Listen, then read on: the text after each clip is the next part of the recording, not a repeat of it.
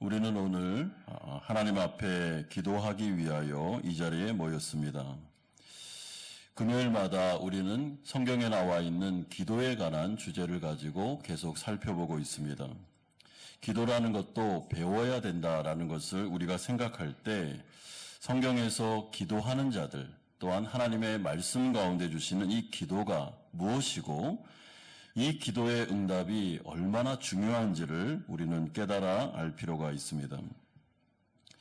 우리가 이 세상을 살아갈 때 이 세상은 여러 번 말씀드리지만 우리가 진공 상태에서 살아가는 것이 아닙니다. 성도는 그야말로 영적인 전쟁을 벌이면서 살아가고 있습니다. 성경에서 합의하는 바 이 세 가지의 적이 우리에게는 있는데 그것은 이 세상과 또한 사탄 마귀와 그리고 우리 안에 있는 남겨진 죄가 바로 우리의 적이라고 말씀합니다. 그런데 예수를 믿기 전에는 예수님을 못 믿게 합니다. 예수님의 말씀을 못 듣게 하고 계속 멸망의 자식으로 살아가도록 공격하지만 우리가 예수님을 믿고 난 다음에는 이 세 가지 적이 전략을 바꿉니다. 그래서 이제는 회개함으로 말미암아 구원받았기 때문에 구원이 취소되지 않기 때문에 이제는 구원을 어떻게 할 수는 없습니다. 그러므로 성도들에게 있어서 이 세 가지 영적인 적이 하는 공격의 목표는 시험 들게 만들고 힘들게 만들고 그래서 낙심하고 좌절하게 한마디로 말해서 영적 침체에 빠짐으로 말미암아 하나님의 나라에서 아무런 힘도 쓰지 못하도록 하는 것이 바로 이 세 가지 적의 공격 목표입니다. 그래서 삼손의 이야기를 보면 삼손에게는 세상의 유혹이 오게 됩니다. 성적인 유혹이 오면서 삼손 그 능력의 사람을 완전히 영적인 침체로 빠져들어서 정말 두 눈도 다 빼버리고 성령의 사람이 나락으로 떨어지도록 만드는 그런 일들이 벌어지기도 합니다. 그러므로 성경은 계속해서 기도하라, 깨어 있어야 된다. 그리고 사탄 마귀가 우는 사자처럼 돌아다니고 있기 때문에 깨어서 지금 나에게 공격이 들어오고 있고 그래서 내가 지금 시험 들게 만들고 있고 나의 힘을 빼면서 내가 하나님의 나라 군사답게 못 살도록 하고 있으니까 깨어서 이 모든 사탄의 공격들, 세상의 공격들 또 내 안에 있는 모습을 다시 한번 바라보라고 깨어 있으라고 강조해주고 있습니다. 여러분 그러면 이 세 가지 적 중에 뭐가 더 강력하겠습니까? 사탄입니까? 세상입니까? 내 안에 남겨진 죄일까요? 다 무섭습니다. 여러분 내 안에 있는 남겨진 죄 이것을 성령의 소욕과 대비되는 육체의 소욕이라고 말하기도 하는데 여러분 내 안에 있는 이 남겨진 죄는 내 자신을 하나님께로 인도하지 않고 계속해서 내가 원하는 것을 추구하고 하나님의 뜻과 대치되는 가운데 나의 욕망을 추구하도록 만들기 때문에 이 내 안에 남겨진 죄 역시 우리를 여러 가지로 유혹하고 어려움에 빠뜨릴 수가 있습니다. 그래서 예수님은 우리에게 말씀하시기를 너희들이 나를 따라오려면 자기를 부인하고 자기 십자가를 지고 계속 너희들을 죽이면서 나를 따라와야 된다라고 말씀하십니다. 이런 점에서 우리가 이 세 가지 영적인 적과 싸워서 이길 수 있는 방법으로 오늘 본문에 보면 예수님께서 모범을 보여주고 계시는데 그 중에 하나가 겟세마네 기도였습니다. 여러분 예수님은 기도에 집중하실 때 어느 정도까지 이 집중력이 대단했냐면 땀방울이 핏방울이 될 정도로 하나님 앞에 나아가 기도로 씨름하는 모습을 보게 됩니다. 그리고 그가 십자가를 져야 될 자신의 십자가를 가지고 다른 사람 앞에 가서 막 뭐라고 하지 않고 하나님 아버지 앞에서 이 문제를 두고 집중하면서 씨름하면서 결국에는 기도를 통해서 이겨내는 모습을 보게 되는데 우리가 이 겟세마네 기도를 보면서 우리 자신도 오늘 이 밤에 하나님 앞에서 나의 십자가를 가지고 몸부림치면서 결단하면서 한번 기도로 하나님과 씨름하면서 우리 가운데 영적인 승리를 쟁취해야 된다. 그것이 바로 오늘 이 밤에 이 기도의 시간이다라는 것을 꼭 기억하시기를 바랍니다.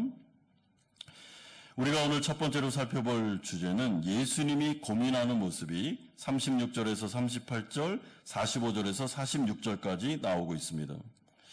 여러분, 이제 예수님은 골고다 언덕을 향해 자신의 십자가를 지기 위해서 걸어가셔야 됩니다.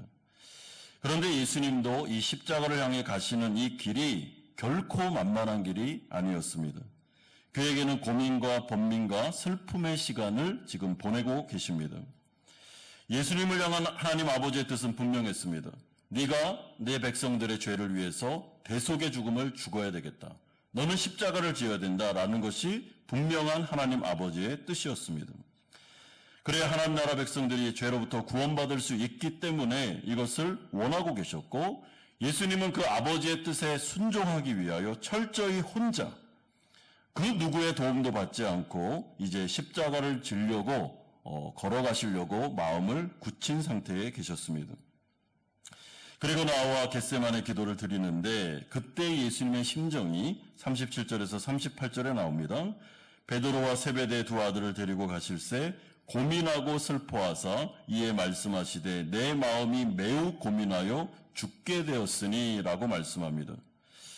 여러분, 여기서 매우 고민했다, 슬퍼했다, 죽게 되었다라는 것은 이렇게 어떤 신학자가 표현을 했는데요. 심한 압박감에 숨이 막힐 정도로 고통스러워했다라는 것을 말씀하고 있습니다. 예수님은 거의 지금 죽을 지경이 되었습니다. 죽기 일보 직전입니다. 그렇다면 왜 이토록 예수님은 번민하고 계실까라고 생각할 때 여러분, 우리가 생각해야 되는 것은 예수님이 결코 당해야 될 육체적인 고통 때문에 이렇게까지 고민하고 죽게 되었다라고 말씀하시는 게 아님을 기억하셔야 됩니다. 왜냐하면 만약에 육체적인 고통 때문에, 그 아픔 때문에 그랬다면 여러분, 교회 역사의 순교자들은 목숨을 걸고 순교하는 그 순간에도 기쁨이 넘쳐서 웃는 모습으로 죽어가는 사람들이 많았기 때문에 사실은 그런 일은 아니다라고 우리는 충분히 유추할 수 있습니다. 그렇다면 무엇 때문에 그랬을까라고 생각할 때 그것은 자신의 십자가 위에서 일어날 한 실제적인 사건, 사랑하는 하나님 아버지로부터 버림당하는 고통, 하나님과 분리되는 그 고통 때문에 지금 굉장히 어려워하고 계심을 우리는 알 수 있습니다. 여러분, 하나님하고 분리된다, 이것을 신학적으로 보면 영적인 죽음을 말합니다. 그러니까 예수님은 자신의 죄 때문도 아니고 자신의 사랑하는 백성들의 죄 때문에 한 번도 하나님 아버지로부터 분리된 적이 없는데 이제는 그분에부터 외면을 당하고 버림을 당하고 그리고 하나님 아버지와 분리되는 이 고통, 이것을 생각하다 보니까 감당이 안 될 정도로 이게 과연 무엇일까? 이걸 내가 어떻게 견딜까 하는 그 고통 가운데로 들어가고 계셨습니다. 여러분, 겟세마네 동산에서 예수님이 얼마나 고통스러워하시고 자신의 십자가를 생각하며 슬퍼하고 계셨는지 우리는 사실은 가늠할 수가 없습니다. 이분이 지금 그 겟세마네에서 땀방울이 핏방울이 되면서 눈물을 흘리면서 고개를 쳐박고 고통스러워하는 모습을 보면서 어느 정도 그냥 유추할 뿐이지 이게 어느 정도로 고통인지는 잘 모릅니다, 우리는.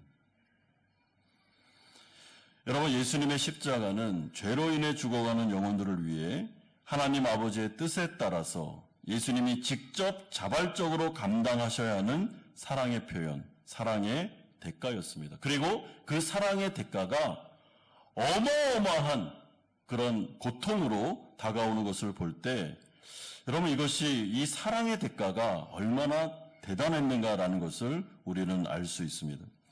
그러므로 주님은 지금 겟세마네 동산에서 기도하면서 몸부림치고 계시는데 이것을 보면 자기 부인, 그러니까 자기 십자가를 지는 고통이 이렇게까지 어렵구나라는 것을 우리는 이 장면을 통해서 확인할 수 있습니다.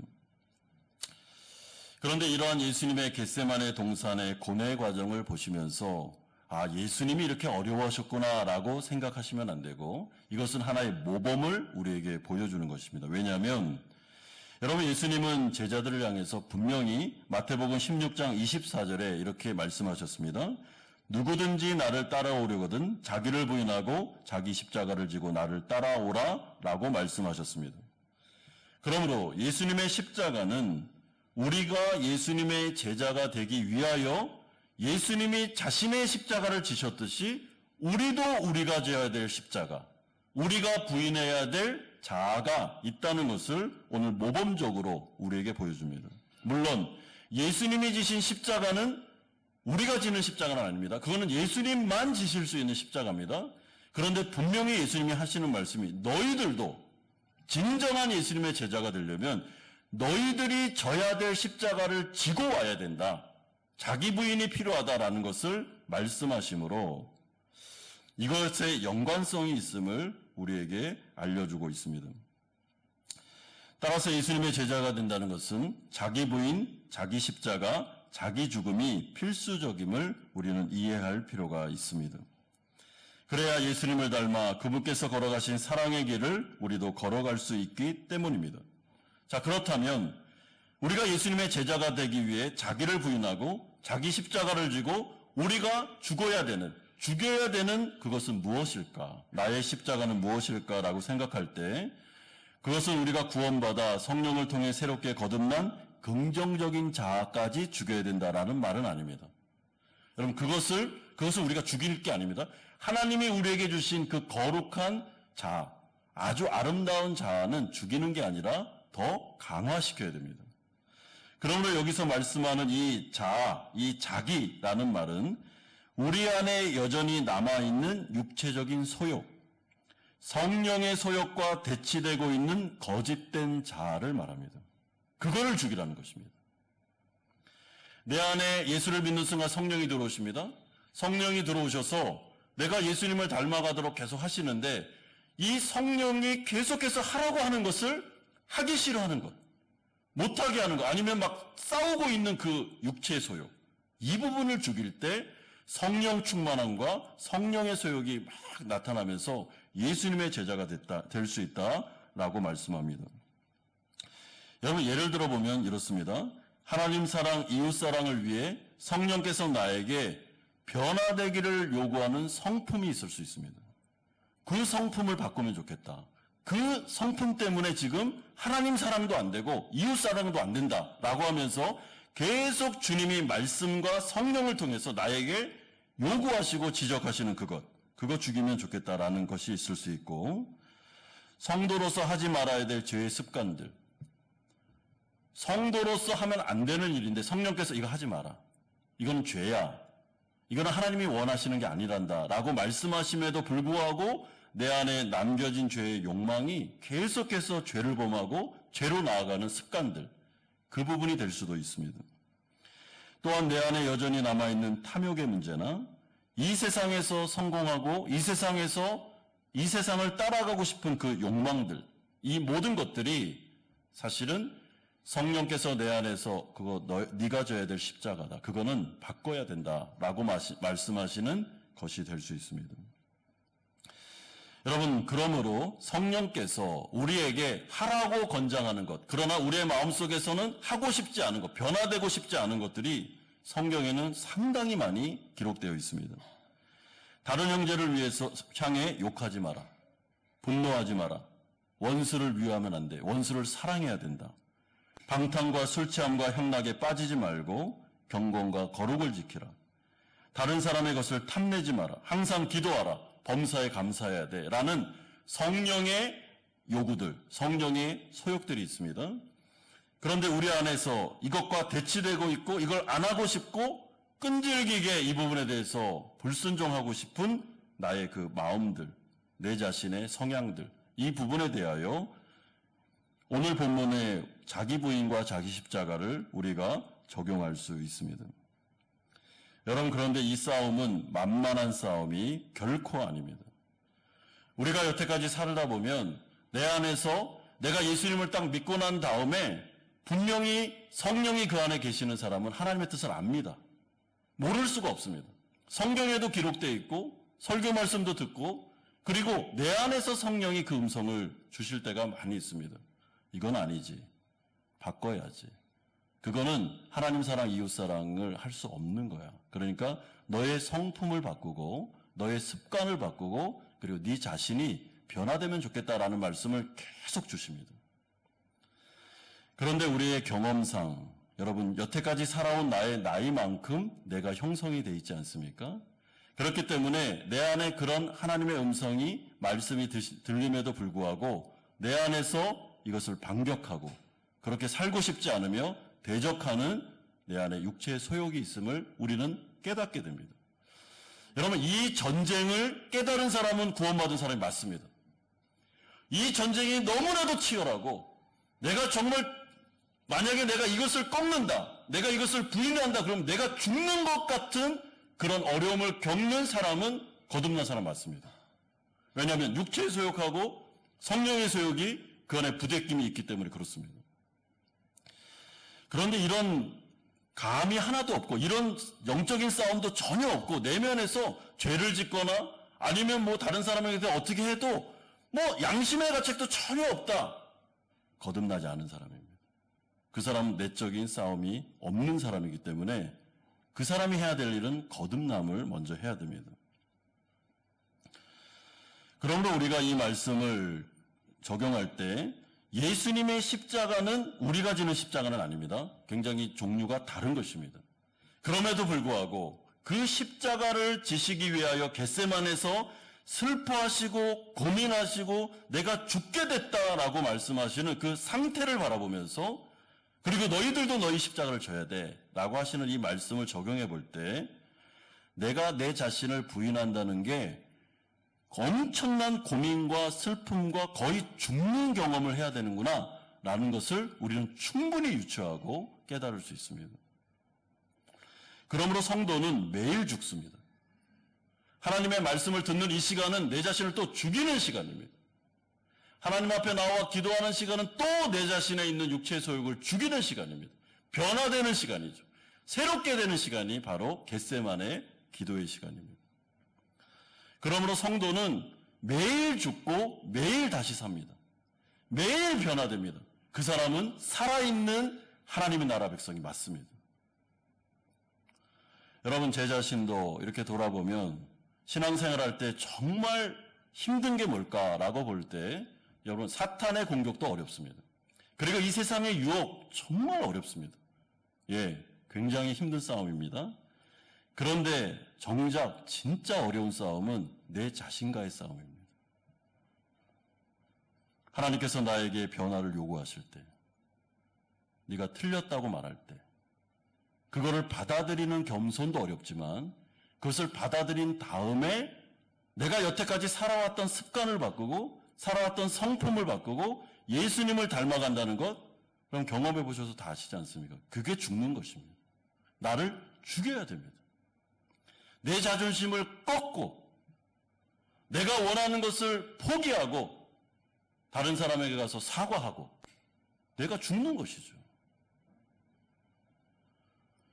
그래서 영적 성장에 있어서 가장 큰 걸림돌은 사실은 자기 자신이고 또한 자존심입니다. 여러분, 교만하고 자만하면 자기 자신을 절대로 객관적으로 보려고 안 합니다. 그리고 꺾지 않습니다. 누가 뭐라고 얘기하면 네가 뭔데? 이런 식으로 얘기합니다. 하나님이 뭐라고 하셔도 안 듣습니다. 그러면 영적 성장이 어렵습니다.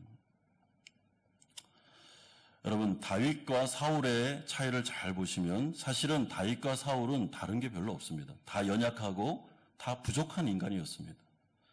그런데 다윗은 왜 이렇게 하나님이 다윗을 사랑했을까? 아니, 다윗을 너무 편애하는 것 같고, 아니, 복을 주는데 어떻게 이렇게 집중적인 복을 줄 수 있을까라고 잘 생각해 보시면, 여러분, 다윗은 인간적으로 보면 내세울 게 없는데 그의 중심에는 하나님을 사랑했고 겸손했고 하나님을 경외하는 사람이었구나라는 것을 알게 됩니다. 이 사람은 진짜 겸손한 사람입니다. 나단 선지자가 딱 와서 죄를 지적하면서 바로 당신입니다 딱 말하니까 그대로 무너집니다. 그대로 무릎 꿇습니다.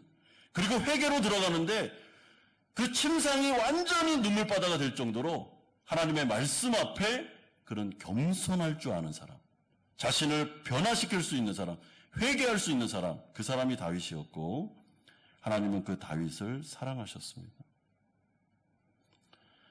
그러므로 주님께서 우리에게 네 십자가를 져라, 너를 부인해야 돼, 네 자신이 죽는 경험을 하지 않으면 나를 따라올 수 없다라는 말씀은 우리에게도 도전이 되고 있으며 또한 우리에게 매일마다 말씀하시는 그 말씀 안에서 내가 계속 나를 죽이면서 예수님을 닮아가는 것을 원하고 계십니다. 근데 이게 쉬운 문제가 아닙니다.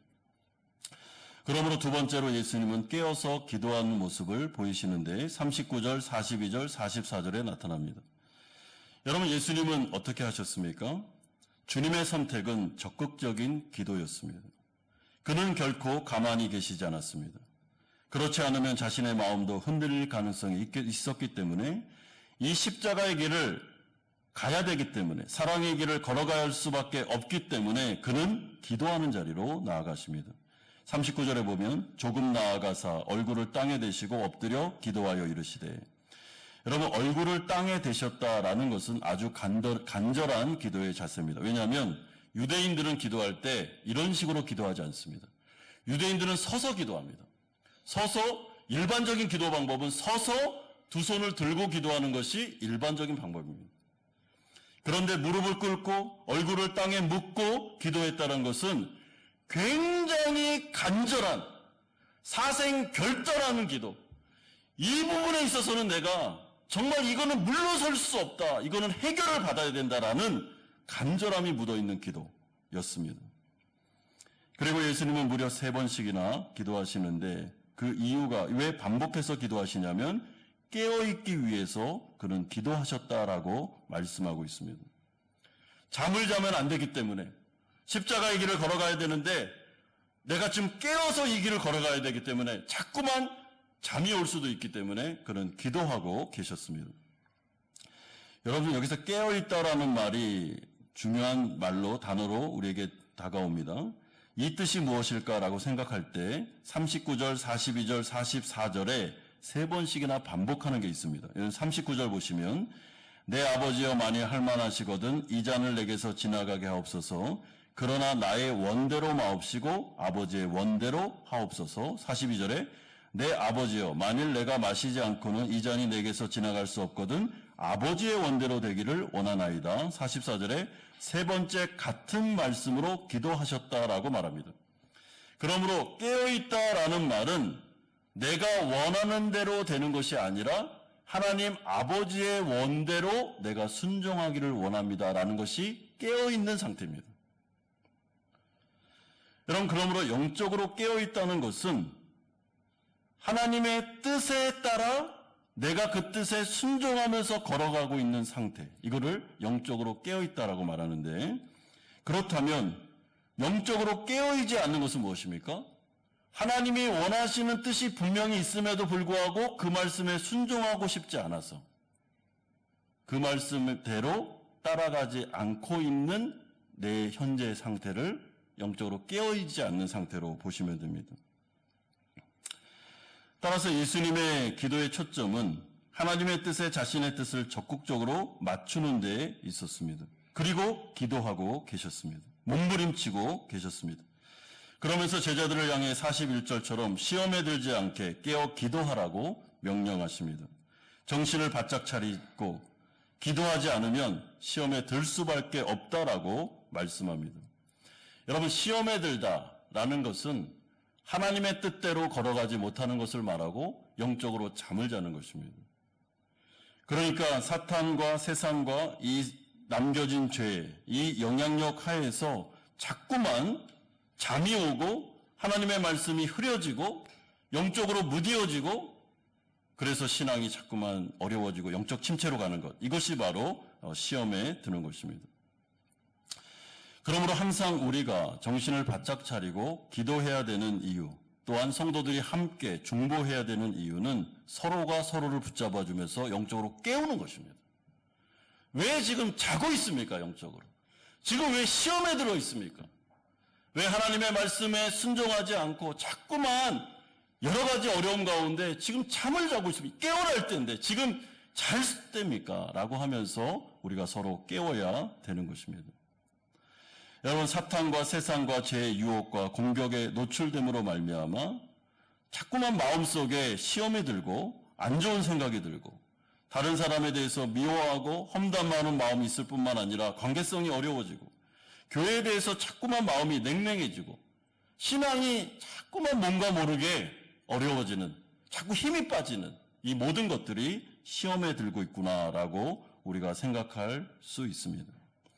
여러분, 이럴 때 어떻게 해야 됩니까? 다른 방법이 없습니다. 사람 찾아가서 말하고 아니면 풀어보려고 하고, 여러분 그래서 되는 게 아니고 예수님처럼 하셔야 됩니다. 겟세마네 기도. 하나님 아버지 앞에 딱 가야 됩니다. 여러분 이럴 때는 모든 것 올스톱 딱 하고 하나님 아버지 앞에 가서 거기서 씨름하는 것입니다. 하나님, 제가 요즘에 마음이 안 좋습니다. 굉장히 마음이 시험 드는 것 같습니다. 영적으로 자꾸 잠이 옵니다. 무뎌지고 있습니다. 그리고 여러 가지 굉장히 복잡합니다. 힘듭니다. 하나님, 어떻게 하면 좋겠습니까? 하면서 주님 앞으로 나아가야 됩니다. 여러분, 이런 점에서 우리가 과거에 있었던 우리의 믿음의 조상들에 비하여 이 기도하고 하나님 앞에서 이 문제를 해결하는 부분에 있어서 참 우리가 많이 약하구나라는 것을 알게 됩니다. 제 자신도 그렇습니다. 여러분, 하나님 앞에 가서 정말 이 겟세마네 기도, 야복강의 전투와 같이 하나님 앞에서 뭔가를 해결하려는 이런 몸부림, 이런 것이 우리에게 있는가라는 것을 돌아볼 필요가 있습니다. 여러분, 사실 모든 문제는 사람과의 관계, 세상에서 눈에 보이는 것들과의 관계에서 벌어집니다. 그래서 우리가 눈에 보이는 것만 실체라고 생각하는데 그렇지 않습니다. 여러분, 눈에 보이는 것들 안에서 일어난 문제는 그 이면에 있는 눈에 보이지 않는 영적인 세계 가운데 일어나는 혈투에서 벌어지고 있구나라는 걸 생각하셔야 됩니다. 성도는 그래서 우리의 싸움은 육과 혈의 싸움이 아니고 어떻게 해요?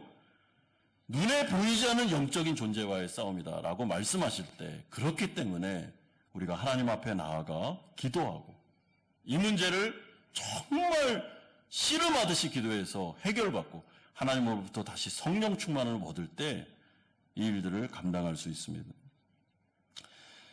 그런데도 불구하고 마지막 세 번째로 잠에 취해 있는 제자들의 모습이 40절에서 41절, 43절에 나오고 있습니다. 여러분, 그럼에도 불구하고 제자들은 계속 잠을 자고 있었습니다. 40절에 제자들에게 오사 그 자는 것을 보시고 그리고 제자들을 향해 다음과 같이 말씀합니다. 너희가 나와 함께 한 시간도 이렇게 깨어 있을 수 없더냐. 41절에 시험에 들지 않게 깨어 기도하라. 43절에도 다시 오사 보신즉 그들이 자니 이는 그들의 눈이 피곤함일러라 라고 말씀합니다. 여러분, 제자들은 주님의 책망과 권면에도 불구하고 계속해서 잠을 자고 있는데 왜 그랬는가? 41절에 보면 육신의 연약함 때문이었다라고 말합니다. 이들은 육신의 한계를 이기지 못했습니다. 여러분, 그리고 우리도 이러한 제자들의 상태를 너무나도 잘 이해할 수 있습니다. 왜냐하면 우리도 육신을 입고 있기 때문에 종종 신앙생활을 할 때 이러한 육신의 한계, 체력의 한계, 침체와 무기력을 경험할 때가 많기 때문에 그렇습니다. 그래서 심지어 시험에 들어 교회에 나아가고 싶지 않을 때도 있고 신앙생활을 하고 싶지 않을 지경에 이르기까지도 합니다. 여러분, 이 육신이 만만하지가 않습니다. 제가 오늘 만만하지 않다는 말을 많이 하는데, 여러분, 이 육신이요, 얼마나 이 성경적으로 보면 죄에 길들여져 있고 그리고 게으름에 길들여져 있는지 사실은 처법정시키지 않으면 잘 말을 안 들을 때가 있습니다. 요즘에 보니까 이 베트남이 너무 덥습니다. 진짜 많이 덥죠. 그래서 지치고 힘들고 다운되고 이 날씨만 이래도 이 육신은 반응을 합니다. 그리고 우리가 병에 걸리거나 아니면 코로나에 걸리거나 하면 거기에서 기력을 회복해서 일어나기까지가 요즘엔 거의 한두 달 걸립니다. 육신이 연약합니다. 그리고 들리는 말들, 아니면 우리의 체력적인 상태들, 아니면 심리적인 상태들, 복합적으로 작용해서 사실은 신앙생활 할 때 얼마나 많이 걸림돌이 되는지 모릅니다. 누가 한마디 하면 이 마음이 딱 상해버리면 신앙이 굉장히 어려워질 때도 많습니다. 그러니까 내 자신의 이 사람은 육신을 가지고 있는 내 존재는 아주 복잡한 그런 메커니즘을 가지고 있습니다. 여러분, 이 베드로와 이 제자들도 똑같았습니다. 육신의 연약함이 있었죠. 그래서 우리는 이해할 수 있습니다. 그런데 그렇다고 해서 제자들이 잘하고 있다는 것은 아닙니다. 예수님은 분명히 책망을 하고 있었습니다. 육신이 약하구나. 이해는 된다. 그러나 자고 있으면 안 된다.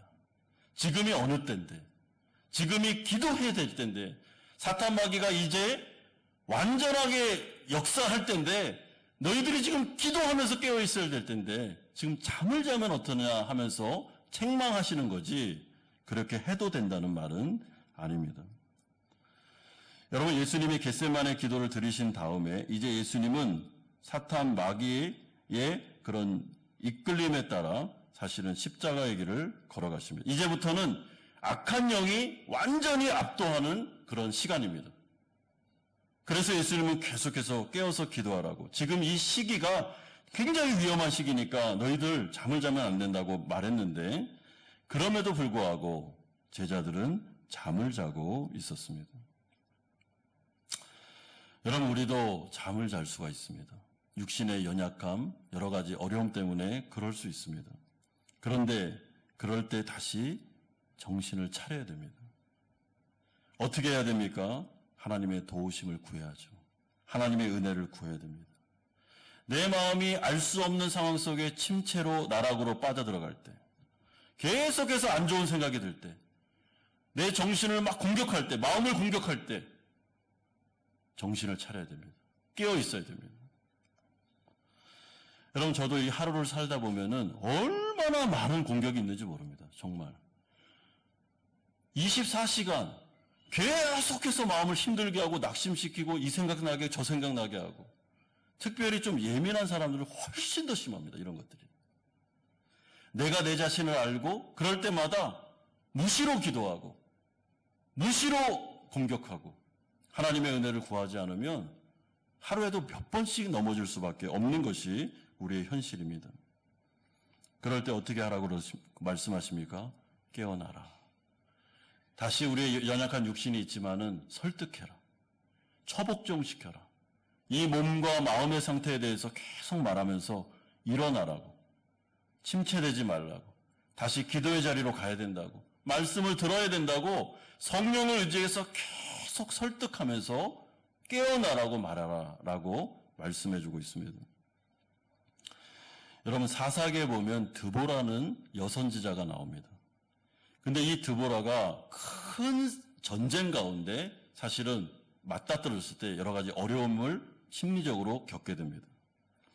그런데 그때 드보라가 어떻게 하냐면 하나님을 의지해서 자기 자신에게 계속 말합니다. 드보라여 깨울지어다. 깨어라라고 하면서 자신에게 말하는 장면이 나옵니다. 여러분, 이것이 믿음이죠. 시편에도 시편 기자가 왜 너는 낙심하냐? 눈을 들어 영광의 왕을 바라보고 그분을 의지해야지 하면서 하나님을 의지하기도 하지만은 성령을 위해서 자기가 자기 자신에게 설득하고 자기 자신에게 말하는 영적인 싸움을 벌이는 구절들이 있습니다. 이것은 잘하는 것입니다. 그러므로 우리가 이 세상을 살아가실 때 여러분, 진공 상태에서 내가 그냥 신앙생활 하고 있다라고 생각하시면 안 되고, 내 안에도 적이 있고 내 밖에도 적이 있고, 그런데 그 목표는 하나, 나를 침체시키고 영적으로 시험 들게 만들고 어렵게 만드는 것. 그렇게 하면 하나님 나라에서 손실이 크기 때문에, 전략적으로 보면 그 사람을 침체시켜야 되기 때문에 사탄 마귀가 총공격을 벌이고 있다라는 것을 생각할 때, 여러분, 내가 중요한 사람이구나라고 생각이 드신다면 깨어나야 됩니다. 교회가 다시 살아나려면 이 영적 전쟁 가운데 우리 모두가 힘을 합쳐서 함께 나아가셔야 됩니다. 그리고 그 바로메타는 기도의 자리입니다. 기도의 자리로 모여야 됩니다. 함께 기도하셔야 됩니다. 여러분, 요즘에 여러분들의 인생 가운데 좀 어떻습니까? 삶이 혹시나 많은 공격을 받고 있지는 않습니까? 마음을 낙심시키고 또 시험 들게 만들고 또 내 마음에 어려움을 당하게 하고, 그래서 또 침체 가운데로 들어가려고 하고 있지는 않습니까? 그 가운데 막 몸부림을 치면서 그러면 안 되지, 하나님을 의지하며 다시 한번 나아가야지 하면서 영적인 싸움을 싸우고 계십니까? 잘하는 것입니다. 정말 잘하는 것입니다. 하나님께서 겟세마네 기도 가운데 예수님을 도우셨고 기도에 응답하셔서 그에게 힘을 주셨듯이 우리에게도 이 기도하는 자리에서 새로운 힘과 능력을 허락해 주실 것입니다. 여러분, 오늘 이 밤이 예수님의 겟세마네 기도의 밤, 또한 야곱의 약복강의 기도의 전투와 같은 그런 밤이 되어 오늘 예배 들어오기 전에는 그렇게 힘들고 어려웠지만은 말씀 듣고 기도하며 찬양하는 이 순간 내 안에 성령이 다시 충만함으로 또 오늘 하루를 내일을 살아갈 힘과 능력을 공급받는 그런 시간이 되시기를 주 예수 그리스도의 이름으로 축원드립니다.